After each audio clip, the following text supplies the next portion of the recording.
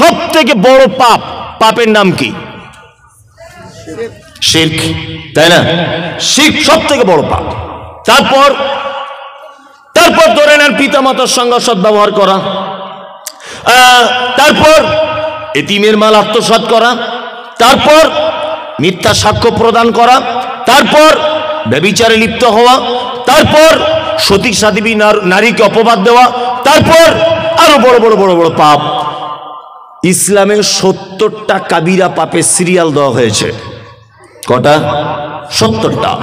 69টা direct, আর একটা মাত্র পাপের ব্যাপারে ওলামাদের ভিতরে মতভেদ রয়েছে। 69টা ডাইরেক্ট পাপ খুঁজে পাওয়া গেছে, একটা পাপের ব্যাপারে একটু ওলামাদের ভিতরে মতভেদ। যাই হোক, আমি একদম 70টাই ধরে নিলাম পৃথিবীতে বড় পাপ। 69টা পাপ যদি কেউ করে, তাহলে জাহান্নামের কোন জায়গায় থাকবে? সে জাহান্নাম যেতে পারে, কিন্তু জাহান্নামের কোন জায়গায় থাকবে আল্লাহ বা তার রাসূল এ ব্যাপারে কোনো নির্দিষ্টকরণ করে নেই। একটা লোক ব্যভিচার করলো, ব্যভিচার করার পর মারা গেল, লোকটা জাহান্নাম যেতে পারে। একটা লোক এতিমের সম্পদ আত্মসাৎ করলো, ও জাহান্নাম যেতে পারে। একটা লোক পিতামাতার অসৎ ব্যবহার করেছে, ও জাহান্নাম যেতে পারে। একটা লোক মিথ্যা সাক্ষ্য প্রদান করেছে, ও জাহান্নাম যেতে পারে, যাবে ধরে নেন 100%। তবে জাহান্নামের কোথায় থাকবে কথা আল্লাহ তাআলা কিছু বলছে না, ও স্বাভাবিক গতিতে জাহান্নামে থাকবে। কিন্তু মুনাফিকরা এত বড় খাতারনাক, আল্লাহ সুবহানাহু ওয়া তাআলা বলছেন ইন্নাল মুনাফিকিনা ফিদ দারকিল আসফালি মিনান নার। এরা এত নিকৃষ্ট পাপী যে জাহান্নামের একেবারে নিম্ন স্তরে, একেবারে তলাতে এদেরকে রাখা হবে। কি বললাম বুঝলেন? চলুন, মুনাফিকটা চিনে নিলেন আপনি। মৌখিক বাহ্যিক দৃষ্টিতে মুনাফিক চিনবেন কেমন করে? বাহ্যিক দৃষ্টিতে মুহাম্মদ সাল্লাল্লাহু আলাইহি ওয়াসাল্লাম বলেছেন আয়াতুল মুনাফিকি সালাসাতুন। মুনাফিক চিনতে গেলে 3টে গুণ তার উপর থেকেই বোঝা যাবে। কটা গুণ? 3টা। মুনাফিকের ব্যাপারে আলোচনা আপনি তো এখন সবে শুরু করছি। কোরআনে আল্লাহ কি বলেছে আপনি যদি শোনেন, তাহলে এখান থেকে পালাতে রাস্তা পাবেন না। এটা কঠিন ব্যাপার হয়ে গেল মমতাজুলকে এনে। আমি এখনো তো কোরআনে আয়াতগুলো সব ব্যাখ্যা বিশ্লেষণ করিনি, আপনি বসুন চুপচাপ, আমার পরেও বক্তা আছে। চলুন, মুনাফিক বাহ্যিক দৃষ্টিতে তাকে দেখে চিনবেন কি করে? 1, কথা বললে মিথ্যা কথা বলে। 2, ওয়াদা করলে খেলাফ করে। 3, ওয়াইজা তুমিনা খানা, আমানত দিলে খিয়ানত করে। 4, আর একটা হাদিস আছে, ঝগড়া অশান্তি হলে অকথ্য ভাষায় গালাগালি করে। মুনাফিকের বাহ্যিক দৃষ্টিতে কটা গুণ? 4টে, তাই তো? হ্যাঁ। এইবার আপনাকে বলছি, সাহাবীগণ বলছেন আল্লাহ রাসূল, একটা লোক যদি মিথ্যা কথা বলে, একটা লোক যদি আমানতের খিয়ানত করে, একটা লোক যদি ওয়াদার ভঙ্গ না যদি করে, কিন্তু লোকটা ঝগড়া হলে গালাগালি করে, মানে 3টে গুণ তার ভিতরে নেই, একটা আছে, কি করা যাবে? সাহাবীরা আল্লাহ রাসূলকে জিজ্ঞাসা করছেন, এর উত্তর কি? আগেকার দিনে পুরাতন মা চাচিরা পাড়া গ্রামে বাচ্চাদের ফোঁড়া হলে ফোঁড়া ধরে টিপে দিত না? আর ফোঁড়ার ভিতরে একটা বীজ মতো থাকে, বীজ থাকে না? ও বলে যে ওই বীজ না বার করলে ওই বীজ আবার অন্য জায়গায় গিয়ে হবে ফোঁড়া, বলতো না? ওই জন্য বাচ্চা ছেলে হাত পা বেঁধে দিয়ে হলেও বীজ আগে বার করা লাগবে, তাছাড়া অন্য জায়গায় গিয়ে আবার হবে। ঠিক তেমন মুহাম্মদ সাল্লাল্লাহু আলাইহি ওয়াসাল্লামের ভাষা অনুযায়ী ওর ভিতরে যদি একটা গুণ যদি থাকে, তাহলে মুনাফিকের বীজ আছে, ওই বীজটা আগে বার করতে হবে। কি বললাম বুঝলেন? তার মানে যে গুণটা ওর ভিতরে আছে ওই গুণটা ওকে এখনই ত্যাগ করা কে লাগবে, তাই না? চলুন, এটা বাহ্যিক দৃষ্টিতে মুনাফিকের গুণ। মুনাফিকের অন্তরে আভ্যন্তরীণ গুণ কেমন? আল্লাহ তাআলা বলছেন وَمِنَ النَّاسِ مَن يَقُولُ آمَنَّا بِاللَّهِ وَبِالْيَوْمِ الْآخِرِ وَمَا هُمْ بِمُؤْمِنِينَ। মুনাফিকদের আরেকটা চরিত্র হলো এই, তারা ঠিক এই রকম আমার মতোই বড় পাঞ্জাবি পরে, মাথায় টুপি দিয়ে, হাতে তসবিহ নিয়ে আপনার কাছে আসে, যদিও পাঞ্জাবি তসবির কথা এখানে বলা নেই, আমি বোঝানোর জন্য বলছি।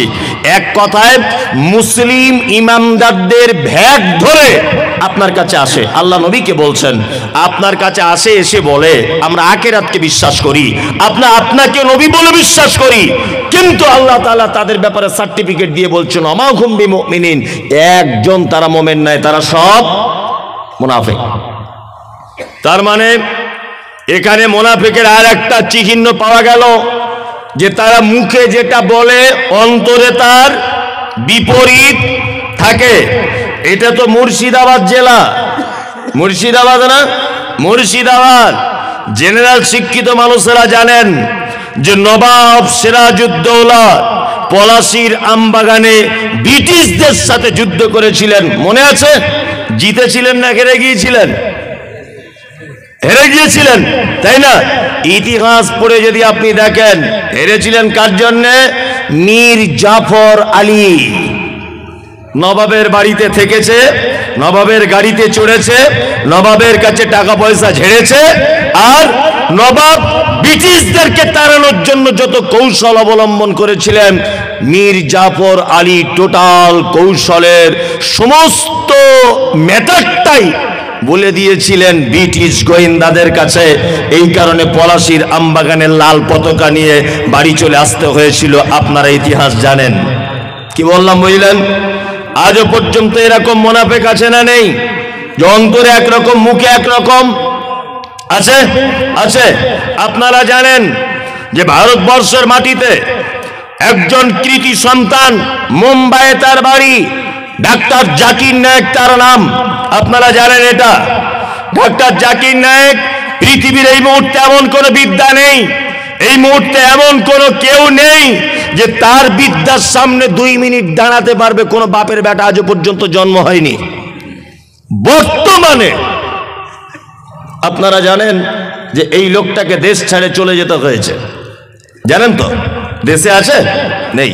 আমি প্রথম যখন বক্তব্য জগতে 2017, 2018 সালে ওয়াকফ বোর্ড সম্পর্কে, ভারতবর্ষে মুসলিমদের অবদান, এই সব সম্পর্কে, ভারতবর্ষের স্বাধীনতা আলেমদের অবদান, এই সব সম্পর্কে যখন বক্তব্য রেখেছি, খুব চরম পর্যায়ের সোশ্যাল মিডিয়াতে দেখবেন, আজ থেকে আমার 4-5 বছর আগের বক্তব্যগুলো, আরো চরম পর্যায়ের বক্তব্য যখন দেখেছি, তখন আমি একটা তথ্য বারবার বলেছিলাম যে ডাক্তার জাকির নায়েককে দেশ ছাড়া করে দিয়েছে মনে হয় নরেন্দ্র মোদী সরকার। এটা মনে মনে ভাবতাম। অমিত বাবু মনে হয় এর পিছনে সব থেকে বড় হাত, ভেবেছি মনে হয় দিলীপ বাবুর সব থেকে বড় হাত। এখন দেখতে পাচ্ছি ডাক্তার জাকির নায়েককে দেশ ছাড়া করার পিছনে অমিত শাহর যত না অবদান, নরেন্দ্র মোদীর যত না অবদান, দিলীপ বাবুর যত না অবদান, তার থেকে বেশি সর্বনাশ করেছে আমার পশ্চিম বাংলা, ভারতবর্ষের নামধারী, দাড়িওয়ালা, টুপিওয়ালা, পাঞ্জাবিওয়ালা, 22 হাত পাকড়িওয়ালা এই মুনাফিক নামের আলেমরা সব থেকে বেশি সর্বনাশ করেছে। তার একটা জ্বলন্ত প্রমাণ, বাংলাদেশের ময়মনসিংহের একজন মানে বদমায়েশ বিতর্কিত লেখিকা, তার নাম তসলিমা নাসরিন। ওই অসভ্য মহিলাটি ভারতবর্ষে আসার ভিসা পায়। ভালো করে বুঝবেন, আব্দুর রাজ্জাক বিন ইউসুফ আর ভিসা পাচ্ছে না। কেন? কি কারণ? মেয়ের হাত ধরে টেনেছে আব্দুর রাজ্জাক বিন ইউসুফ? ওর বেটা ভিসা পাচ্ছে না কেন? ওর বেটা কি কারোর ধর্ষণ কেসের আসামি? আল্লামা দেলোয়ার হোসেন সাইদি কোনোদিন ভিসা পেলেন না এই দেশে আসার জন্য। পেয়েছেন? শুনেছেন কোথাও সাইদি সাহেব এসেছিলেন? শোনেননি। কারণ কি? সব এই মুনাফিকদের কারণে। আব্দুর রাজ্জাক বিন ইউসুফ বাংলাদেশ থেকে আসবেন, এখানে ইসলামের কথা বলবেন, অসুবিধা কোথায়? অসুবিধা আছে এই যে পীর ফকির মাজার করে বসে আছে, চিটিং বা চোর, দাগাবাজ, এরা হচ্ছে পাক্কা মুনাফিক। এদের মুখে একরকম নবী নবী নবী, আর ওই নবীর কথা কি যখন আব্দুর রাজ্জাক বিন ইউসুফ বা ওনার বেটা বা ডাক্তার জাকির নায়েক সত্যটা যখন বলে দিতে চাইছে জাতির সামনে, তখন ওনার বিরুদ্ধে মামলা করে দিচ্ছে, ওই আপনার কোর্টে গিয়ে আপিল জমা দিচ্ছে যে ওতে যাতে ইন্ডিয়া আসতে না পারে, এলে আমাদের মাজারগুলো সর্বনাশ হয়ে যাবে। হচ্ছে মুনাফিকেরা। কি বলছে বুঝতে পারছেন? চলুন মুনাফিকদের ব্যাপারে একটু একটু একটু একটু করে অনেকটাই জানলেন। এবার একটা মারাত্মক কথা বলে দিই। এক, আমি মমতাজুল ইসলাম কোটি কোটি টাকা সুদ খেয়েছি, আমি মারা গেলাম। আচ্ছা বলুন তো, আমার জানাজা পড়া যাবে কি যাবে না? কে এত বড় মাদ্রাসা আছে, আহলে হাদিস গ্রাম, এতটুকু বলতে পারছেন না? আমি পাপী একজন, ব্যভিচার করেছি, সুদ খেয়েছি, মদ পান করেছি, আমি মারা গেলাম, আমার জানাজাটা পড়া যাবে না? যাবে, ইয়েস যাবে, কোনো সমস্যা নেই, যাবে। আপনার ইচ্ছা হলে আপনি যাবেন, কোনো সমস্যা নেই। ও যদি বেনামাজিও হয় তা আপনি যাবেন জানাজা পড়তে, মানা নেই। তবে অন্য বেনামাজিকে শিক্ষা দেওয়ার জন্য আপনি যাবেন না, সেটা আলাদা ব্যাপার, কিন্তু যাবেন, অসুবিধা কিছু নেই, পাপ নেই। আপনাকে এবার একটা কথা, মজার ঘটনা বলি, শুনে রেখে দেন। তখনকার দিন আলেম ওলামারা তো আছে, এসব বক্তব্য সব জানেন ওনারা। মুনাফিকদের সর্দার ছিল কে?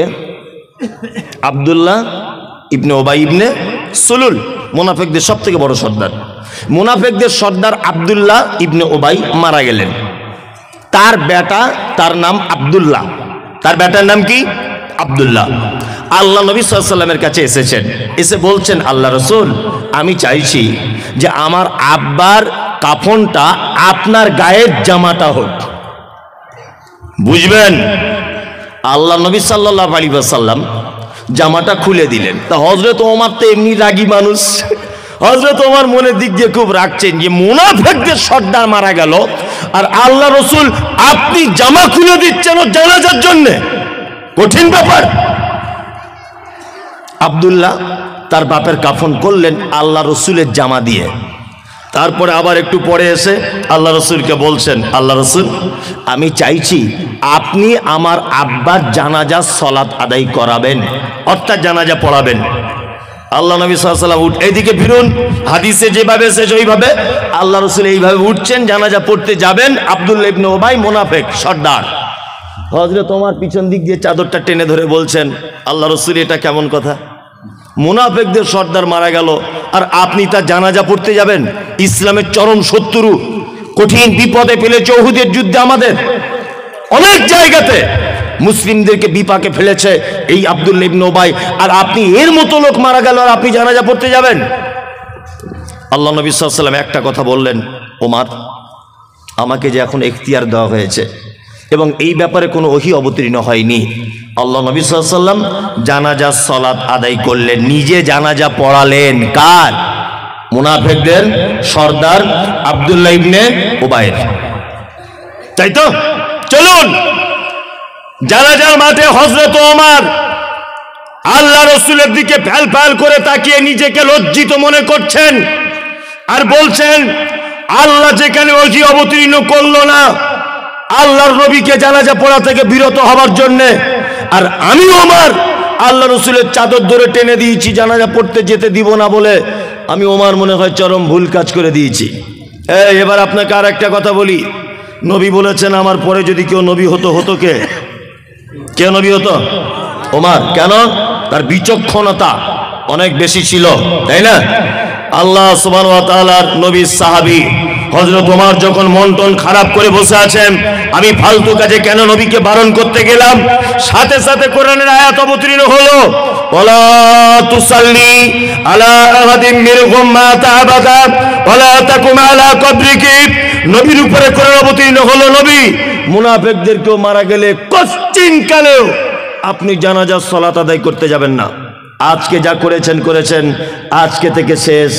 আর মুনাফিকদের কেউ মারা গেলে জানাজা পড়া যাবে না। শুধু জানাজা নয়, আল্লাহ নবীকে বলছেন ওয়ালা তাকুম আলা কবরিহি, আপনি মুনাফিকদের কবরের পাশে পর্যন্ত দাঁড়াবেন না। আল্লাহ তারপরে বলছেন ইন্নাহুম কাফারু, নিশ্চয়ই তারা অস্বীকার করেছে বিল্লাহি, আল্লাহর সাথে, ওয়া রাসূলিহি, রাসূলের সাথে, ওয়া মাতু ওয়া হুম ফাসিকুন, এবং তারা মৃত্যুবরণ করেছে ফাসিক অবস্থাতে। তার মানে পৃথিবীতে এমন কোনো পাপী নেই যে পাপীর ব্যাপারে ডাইরেক্ট বলা হয়েছে তার জানাজা পড়া যাবে না। ভালো করে বোঝার চেষ্টা করুন। কিন্তু মুনাফিক তো খাতারনাক পাপী, যার ব্যাপারে ডাইরেক্ট কোরআন অবতীর্ণ হয়েছে ওয়ালা তুসাল্লি আলা আহাদিন মিনহুম মাতা আবাদা ওয়ালা তাকুম আলা কবরিহি। আল্লাহ সুবহানাহু ওয়া তাআলা নবীকে বলছেন, নবী মুনাফিকদের যদি কেউ মারা যায় ওয়ালা তুসাল্লি, আপনি কোশ্চিন কালেও তাদের জানাজা করতে পারবেন না। দুই, ওয়ালা তাকুম আলা কবরিহি, মুনাফিকদেরকে মারা গেলে আপনি তার কবরের সামনে দাঁড়াতে পারবেন না। তার মানে বুঝতে পারছেন এরা কত খাতারনাক? বুঝতে পারছেন? এই দেখুন এরা কত খাতারনাক। আর একটা কোরআনের আয়াত, ওই একই সূরার, একটাই সূরার 80 নম্বর আয়াত, সূরা তওবা। আর এইটা যেটা বললাম এটা 84 নম্বর আয়াত। আবার একটা আয়াত আপনাকে বলে দিব, এটা হচ্ছে 113 নম্বর আয়াত। 80 নম্বর আয়াত আল্লাহ সুবহানাহু ওয়া তাআলা একটা কথা বলছেন চমৎকার। আচ্ছা, তাহলে মুনাফিকদের জানাজা পড়া গেল না, আমি মারাত্মক বড় একজন পাপী। আচ্ছা, আপনি আমার জন্য একটু ক্ষমা চাইতে পারেন কি পারেন না? পারেন?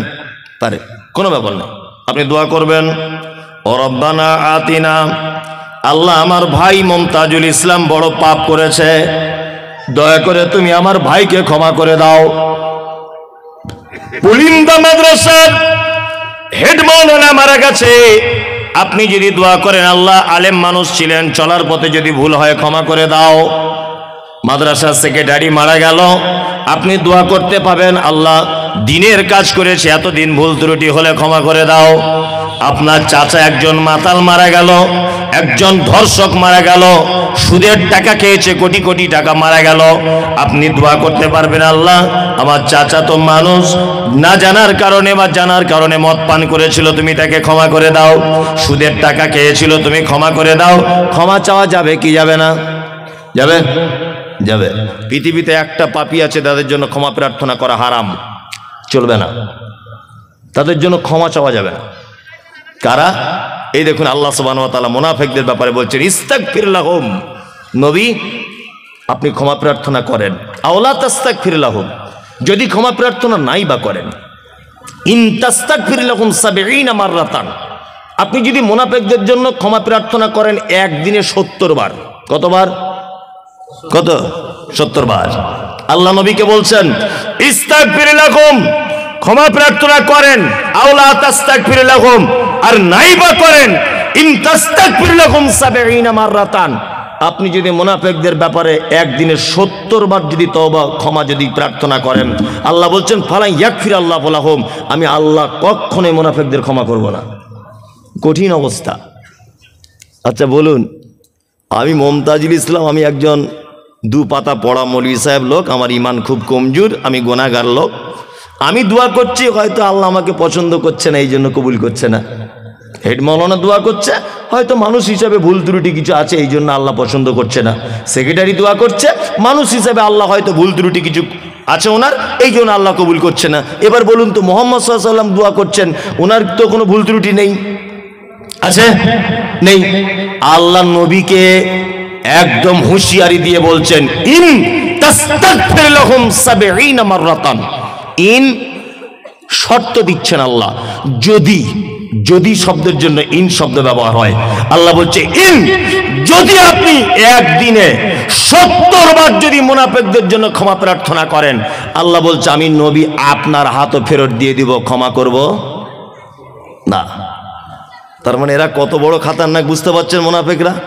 চলুন আল্লাহ তাআলা তারপরে বলছেন কি, যালিকা বিআন্নাহুম কাফারু বিল্লাহি ওয়া রাসূলিহি, নিশ্চয়ই তারা অস্বীকার করেছে আল্লাহ এবং তার রাসূলের সাথে। যালিকা বিআন্নাহুম কাফারু বিল্লাহি ওয়া রাসূলিহি ওয়াল্লাহু লা ইয়াহদিল কওমাল ফাসিকিন, আল্লাহ বলছে আমি ফাসিক কওমদের হেদায়েত দান করি না। এবার আপনাদের কয়েকটা মূল্যবান কথা বলি। মুনাফিকদের চিনিয়ে দিলাম, তাদের গুণ বলে দিলাম, এখন এদেরকে দেখতে পাওয়া যায় কোথায়, এটা খুঁজে বার করতে হবে। পরিন্দা গ্রামের কোন কোন জায়গায় এরা থাকে, বসবাস করে, সেটাও দেখানোর প্রয়োজন আছে না নেই?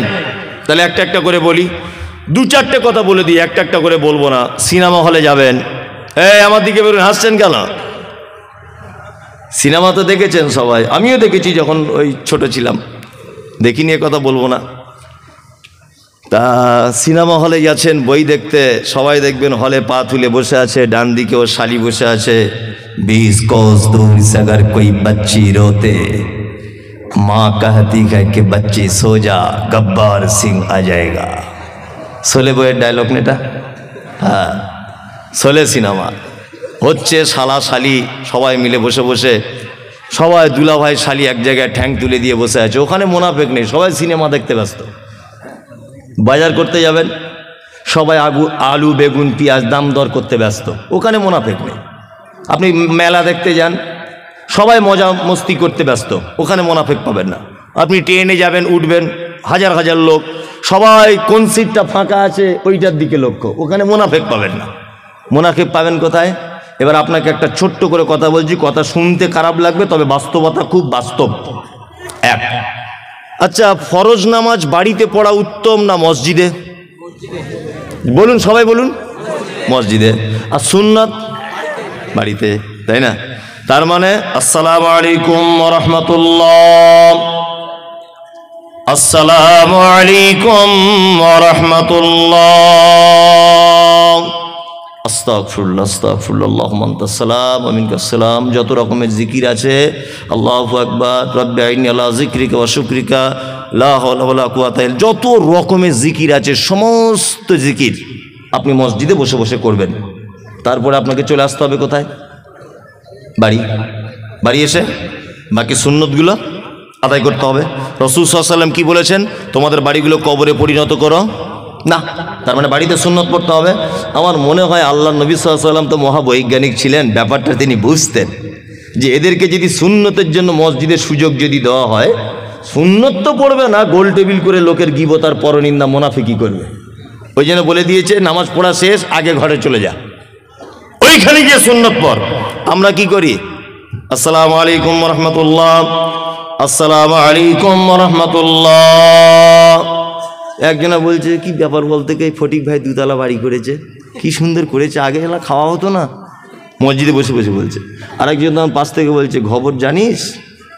খবর তোরা জানিস না, আমি সব শুনেছি। কলকাতায় কাজে গিয়েছিল, সারা 20 লাখ টাকা ঝেড়ে নিয়ে চলে এসছে। ওই ঝেড়ে নিয়ে এসছে তোমার বাপ দেখতে গিয়েছিল? হ্যাঁ, তোমার বাপ দেখতে গিয়েছিল, 20 লাখ টাকা ঝেড়ে নিয়ে এসছে? তোমার কোনো প্রমাণ আছে? একটা বইয়ের স্বামী মারা গেছে, হঠাৎ তার স্বামীর ডেথ সার্টিফিকেট তোলার জন্য 4-5 বার ও বহরমপুরে যাচ্ছে আর আসছে। চায়ের দোকানে বসে বসে বলছে, কি ব্যাপারে, স্বামী যতদিন ছিল ততদিন ঘর থেকে বার হতো না, এখন ঘন ঘন ভ্যানিটি ব্যাগ নিয়ে কোথায় যাচ্ছে কোথায়? আর একজন তখন বলছে, দেখ মনে হয় কোথাও কট লাইন কিছু করেছে। তো ও কট লাইন করেছে, তুমি দেখতে গিয়েছিলে? তোমার বাপ দেখতে গিয়েছিল? ও কথা বলতে গেলে কেন? পাক্কা মুনাফেকে। এ কি পাক্কা মুনাফেকে? কার বউ কোথায় যাচ্ছে, কে দুতলা বাড়ি করলো, কে বুলেট গাড়ি চেপে গেল, তোমার কেন এত দায় পড়ে গেল? আর পাড়া গ্রামে ও 2 টাকার চা খায় আর 22 টাকার পরের বদনাম করে বসে বসে, মুনাফিকি করে। মসজিদ আল্লাহর ঘর, সেখানে বসে বসে দেখবেন নামাজের পরে 4-5টা বুড়ো লোক থাকে, ওই বুড়ো লোক বসে বসে ওখানে কি করে? গীবত পরনিন্দা করে। মসজিদে কাঁচা কুঞ্চি রেখে দেবেন, ইমাম সাহেবকে বলছি, বুঝলেন? মসজিদে কাঁচা কুঞ্চি, নামাজের পরে দেখবেন যে এরকম চলছে, প্যাচাম প্যাচাম করে তার পাছায় চাপকিয়ে দেবেন। আরে গরমকাল আসছে, হারাম করে এত বড় বদমায়েশ, নামাজের পরে মসজিদের কারেন্ট পুড়িয়ে বসে বসে গল্প করছে, আছে না? বসে বসে নামাজ পড়া বাদ দিয়ে দুনিয়ার কথা, হেড মাওলানার দুর্নাম, মাদ্রাসার দুর্নাম, সেক্রেটারির দুর্নাম, ও টাকা মেরে খায়, ও অমুক করে খায়, আর তুমি ধোয়া তুলসী পাতা, সবাই খারাপ আর তুমি ভালো। গ্রামে এরকম লোক আপনাদের পুলিন্দাতে নেই, আমাদের ওদিকে আছে। না বলবো না, মারবে। আমি বললে মারবে বাবা। আমার তো দেখতে পাচ্ছেন সোশ্যাল মিডিয়া, যেখানে যাচ্ছি বোম মারছে গাড়িতে। ওই হাওড়া জেলাতে গেলাম সেদিন, বোম মেরে দিয়েছে গাড়িতে। আল্লাহ বাঁচানেওয়ালা, আল্লাহ যদি বাঁচায় তো আর কেউ বাঁচাতে পারবে? মারতে পারবে না। গাড়ি নিয়ে বার হলাম, আমার ড্রাইভার গাড়ি চালাচ্ছে, মানে 500 মিটার গিয়েছি জলসা ছাড়া, আর বাঁশ নিয়ে সব গাড়ি ভাঙচুর করতে চলে এলো। আমি গাড়ি থেকে নেমেছি, বোম মারতে শুরু করে দিচ্ছে গাড়িতে। আশ্চর্য, সোশ্যাল মিডিয়া দেখেছেন তো এগুলো? আশ্চর্য ব্যাপার। আমি তো কারোর বিরুদ্ধে কিছু বলি না। আচ্ছা, এতক্ষণ যা বলেছি কারোর বিরুদ্ধে বলেছি না? বাস্তব কথাগুলো হাদিস কোরআন দিয়ে বললাম, বাস্তব কথাগুলো বললাম। এতে আমি এত আর কি ভয়ঙ্কর লোক? আমাকে দেখলেই মানুষ সবসময়তে মানে উগ্র মেজাজে আছে, মানে একে পেলেই মেরে দিবে, কিরকম ব্যাপার। আর সোশ্যাল মিডিয়াতে তো আছি বড় পাকড়ি বলা, ও খুললেই মমতাজুল ইসলামের জন্মের ঠিক নাই, দেখবেন। ও সোশ্যাল মিডিয়া খুললেই মমতাজুল ইসলামের জন্মের ঠিক নাই, ও বিয়াদব, ও কোরআন পড়তে জানে না, ও রাজমিস্ত্রি কাজ করে, ও হাদিস কোরআন বুঝে না, এইসব আর কি কথা। কারণ কি বলুন তো? আমি হচ্ছি ওই ডাক্তার, রুগীর রোগে ঔষধ দিই। কি বললাম বুঝলেন? যেখানে যেখানে রুগীর ঔষধ প্রয়োজন ঠিক জায়গাতে ঔষধ মেরে দিই, এই জন্য রুগীর একটু কষ্ট হবেই, হবে না? ফোড়া হলে যদি কেটে দিই তা রুগীর লাগবে না? লাগবে। আমি বলে দিয়েছি সারা পশ্চিমবাংলার যত মাজার আছে 2025-27 মধ্যে ঐক্যবদ্ধভাবে সব মাজার বুলডুজার দিয়ে ভেঙে দিতে হবে, আর যত বুলডুজারের খরচা আমি দিয়ে দেবো। এইসব কথা যখন বলে দিয়েছি তখন বলছে আমাদের পীরের মাজার ভাঙবে বলেছে। কি বললাম বুঝলেন? আল্লাহু আকবার। মানে পীর সাহেবদের সঙ্গে আর হিন্দু ভাইদের কিছু মিল আছে, মারাত্মক মিল আছে না? এই আপনার আদিনার মসজিদে শিবের লিঙ্গ পাওয়া গেছে, আর শিব কজন আর ও লিঙ্গ কটা? রাম মন্দিরে শিব পাওয়া গেল, আদিনার শিব পাওয়া গেল, তা ও শিবই বা কটা আর ওর লিঙ্গই বা কটা? এটা একটা জানার ব্যাপার। হ্যাঁ, এই দেখুন আপনাকে একটা মজার কথা বলি। কলকাতা যান তো আপনারা এই রোড দিয়ে দমদম এয়ারপোর্ট পার করে মধ্যমগ্রাম আর বারাসাত এর মাঝখানে দেখবেন রাস্তার ধারে একটা মাজার আছে, ছোট্ট এরকম। লক্ষ্য করতে করতে আসবেন, এদিক দিয়ে গেলে ডান দিকে পড়বে, ওদিক থেকে গেলে বাম দিকে পড়বে, ঠিক আছে? আর মাজারটায় লেখা আছে বাবা একদিল শাহ মাজার। আচ্ছা ভালো, ওই পীর সাহেবের দেখছি আর একটা মাজার আছে আমাদের বারাসাত কাজীপাড়াতে, বাবা একদিল শাহ। ওই পীর সাহেবের আর একটা মাজার আছে হাড়োয়াতে, উত্তর 24 পরগনায়, একই পীর একদিল শাহ। আমি বলে একটা পীর মরেছে কয় জায়গায়? এটা ভাবনা চিন্তারও ব্যাপার। পীর তো একজন, তা মরে কয় জায়গায়? সব জায়গায় মাজার, আর সব জায়গাতে মানুষ সেজদা দিচ্ছে। তা ব্যাখ্যা করছে এরকম ভাবে, বাবারা আমার, ও ভাইরা আমার, আমাদের পীর সাহেব আগেকার দিনে লরি টরি ছিল না, বাস ছিল না, ট্রেন ছিল না, কলকাতায় গিয়েছিল বই কিনতে। বই মাথায় করে আসার সময় হেঁটে হেঁটে পা ব্যথা হয়ে গিয়েছিল বলে বারাসাতের ওই রাস্তার ধারে বসেছিল 5 মিনিট। যেই বসেছে তার মুরিদেরা তাড়াতাড়ি করে ওই জায়গাটায় মাজার করে দিয়েছে। ওইখান থেকে বই নিয়ে আবার আস্তে আস্তে কাজীপাড়াতে একটু রেস্ট করেছে, ওইখানে একটা মাজার করে দিয়েছে। ওইখান থেকে হাড়োয়া এসে মৃত্যুবরণ করেছে, ওই জায়গাটা আর একটা মাজার করে দিয়েছে। মনে মনে বলছি তোর পীর সাহেব যেখানে পেচ্ছাপ পিতে বসেছিল ওখানে একটা করতে পারতিস, তোর পীরের পায়খানা ঘরে একটা করতে পারতিস, সেজদা দিত মানুষ পায়খানাতে। তাহলে হারামখোরদের মনে হচ্ছে ওদের কাঁচা কুঞ্চি যদি আর আমার হাতে শাসন ক্ষমতাই থাকতো, হযরত ওমরের মতো জামানা যদি এটা হতো, তা ওদের চামড়া তুলে দিতাম। মানুষের ঈমান নষ্ট করার সব থেকে বড় কারখানা, তার নামে মাজার আর ফকির। কি বললাম বুঝলেন? বর্তমান সময়ে একটা মানুষের কাছ থেকে, সুস্থ সবল মানুষের কাছ থেকে, নিরীহ মানুষের কাছ থেকে ঈমান হরণ করার সব থেকে বড় মাধ্যম। তার মধ্যে আপনাদের মুর্শিদাবাদে কয়েকটা খাতারনাক চিজ আছে, খুব বাড়াবাড়ি করছে কদিন। হ্যাঁ, খুব বাড়াবাড়ি। পরশুদিন দিয়েছি ওকে সার্প দিয়ে ধুয়ে, তাও লজ্জা শরম নাই, তাও বলছে। আমি কোনো একটা বক্তব্যতে বলেছি শবে বরাত শুধু বেদাত না, পচা বেদাত। কি বললাম বুঝলেন? পচা বেদাত। এমনি লোকাল বেদাত হলে আলাদা ব্যাপার, পচা বেদাত। আর আমাকে বলছো শবে বরাত হাদিসে আছে। কোন হাদিসে আছে বল? শবে বরাত কোন হাদিসে আছে বল? শাবান মাস সম্পর্কে আল্লাহ নবী সাল্লাল্লাহু আলাইহি ওয়াসাল্লামের দুটো ঘোষণা, ভালো করে বোঝার চেষ্টা করুন। এক, আলেম ওলামারা আছেন, ভালো করে আমার মিস হলে বলবেন। এক, মুহাম্মদ সাল্লাল্লাহু আলাইহি ওয়াসাল্লাম অধিক মাত্রা বেশি শাবান মাসে সিয়াম পালন করতেন, অধিক। ওনার স্ত্রী উম্মে সালমা রাদিয়াল্লাহু তাআলা আনহা তিনি হাদিস বর্ণনা করেছেন, তাই তো? আবু মুসা আশআরী থেকে একটা হাদিস বর্ণিত আছে, তিরমিজিতে আছে হাদিসটা। আবু মুসা আশআরী, সমস্ত ওলামায়ে কেরামগণ বলছেন হাদিসটা যঈফ। শুধুমাত্র একজন মুহাদ্দিস আল্লামা আলবানী, নাসিরউদ্দিন আলবানী রাহিমাহুল্লাহ হাদিসটাকে হাসান বলেছেন, সহিহ বলেননি, কিছু বলেননি, হাসান মানে আমলের যোগ্য বলেছেন। কি যে শাবান মাসের রাত্রিতে আল্লাহ সুবহানাহু ওয়া তাআলা পৃথিবীর সব মানুষকে ক্ষমা করে দেন, দুইজন মানুষকে বাদ দিয়ে। এক, যাদের অন্তরে রয়েছে হিংসা অপরের জন্য, আর দুই, মুশরিক যারা শিরিক করে। এই দুই শ্রেণীর মানুষ বাদ দিয়ে আল্লাহ সুবহানাহু ওয়া তাআলা প্রত্যেক মানুষকে ক্ষমা করে দেয়। এই দুইটা মাত্র জিনিস দেখতে পাওয়া যায়। আল্লাহ রাসূল বেশি রোজা রাখতেন, সিয়াম পালন করতেন শাবানে। আর কি করতেন? আর কিছুই করতেন না। আমলের জন্য কোনো হাদিস নাই। আল্লাহ অত্র মাসের দুটি রাত, একটা রাত্রিতে অজস্র মানুষকে ক্ষমা করে দেন। এই তো হচ্ছে কথা, তাই না? এই মাত্র দুটি মাত্র কথা শাবান মাস সম্পর্কে। আর এ বিয়াদব বলছে বাড়িতে মোমবাতি জ্বালাতে হবে।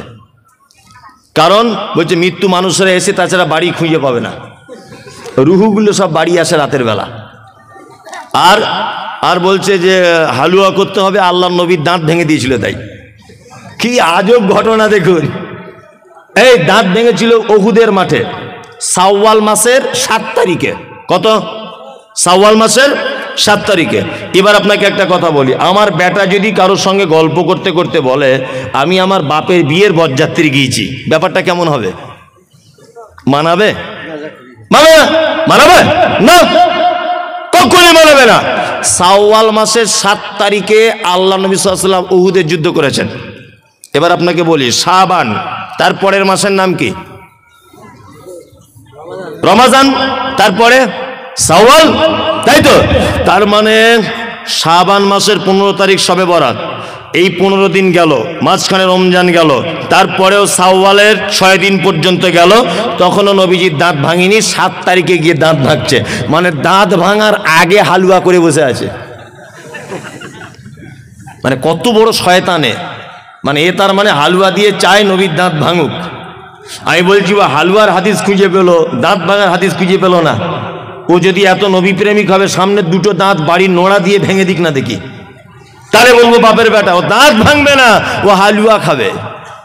এই হচ্ছে হাদিস। শুনুন, প্রত্যেক মাসের 3 তারিখে রোজা রাখতেন, সিয়াম পালন করতেন আল্লাহ রসুল। আরবি তারিখে 13, 14, 15। এই রোজা যদি কারো রেখে যদি অভ্যাস থাকে, সেও শাবান মাসে 13, 14, 15 রোজা বা সিয়াম পালন করবে। ঢং করে 15 তারিখের দিন রোজা করবে শবে বরাতকে কেন্দ্র করে, এটা একটা পচা বেদাত। চলুন, এই রাত্রিতে কবর জিয়ারাত করা বেদাত, এই রাত্রিতে কোরআন খতম করা, হুজুর ডেকে আনা, বাড়িতে মোমবাতি জ্বালানো, হালুয়া করা, যাবতীয় আড়ম্বর, যত রকমের অলৌকিকতা, যত রকমের সৌন্দর্য, মানুষের মন জয় করা, সমস্ত কিছু হচ্ছে বেদাত। মুহাম্মদ সাল্লাল্লাহু আলাইহি ওয়াসাল্লাম বলেছেন, কুল্লু বিদআতিন যালালা ওয়া কুল্লু যালালাতিন ফিন্নার। প্রত্যেক নতুন আবিষ্কৃত কাজ হচ্ছে কি? ভ্রষ্টতা। প্রত্যেক ভ্রষ্টতাকারীর স্থান ফি মধ্যে, নার মানে আগুন, আগুনের মধ্যে। খুব সাবধানে থাকবেন।